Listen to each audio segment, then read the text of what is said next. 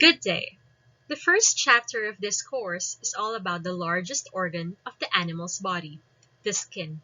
We will be talking about the functional anatomy of the skin, the challenges and basic principles surrounding skin surgeries, and the common surgical procedures related to the skin and reconstructive surgery. Let us start our lecture by doing a review on the layers of the skin. Technically, the skin has only two layers. However, in a surgical point of view, we shall include a third. The most superficial is the epidermis.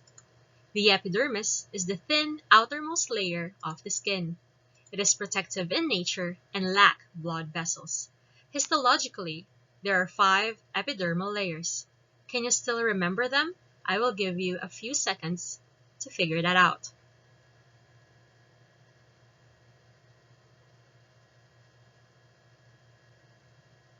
Starting with the deepest layer, we have the stratum basale, stratum spinosum, stratum granulosum, stratum lucidum, and stratum corneum as the most superficial epidermal layer. The second skin layer is the dermis. This layer is composed of dense connective tissue and contains various structures, namely blood vessels, nerves, hair follicles, different kinds of glands, and smooth muscle fibers. The deeper part of the dermis is called hypodermis or subcutis. This is no longer a part of the skin. It is composed of mostly adipose tissue or fat with some interspersed deep muscle tissues. It is of surgical importance because it is also a vital layer included during skin closure after surgery. The structure of the blood supply differs in orientation in different species.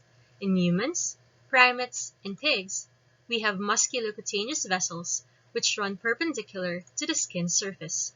However, in dogs and cats, their cutaneous vessels run parallel to the skin surface. These cutaneous vessels come together as different plexi and eventually form capillary loops, where cellular respiration occurs. Capillary loops are poorly developed in dogs and cats as compared to humans, primates, and pigs. This is why canine skin does not usually blister with superficial burns like our skin does. A review on pathology. Do you know how blisters form? I will leave that up to you to find out. Reconstructive surgeries are defined as surgical procedures which aim to, number 1, close defects secondary to trauma. I think all of you are familiar with the case of Kabang.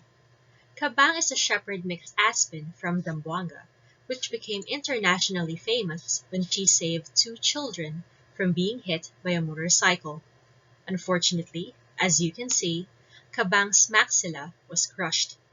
With the help of fundraisers and non-government agencies, Kabang was brought to the University of California, Davis in the United States, where she underwent a successful reconstructive surgery to fix her injury. Reconstructive surgeries are also done to correct or improve congenital anomalies.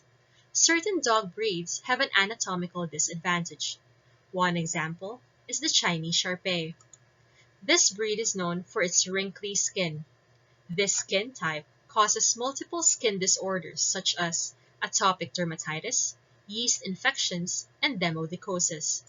Moreover, their skin also makes the breed susceptible to a condition called entropion, wherein their eyelashes curl inward and cause multiple eye pathologies. An entropion correction surgery is warranted to avoid such problems. Lastly, reconstructive surgeries are used to improve the appearance after removal of neoplasms.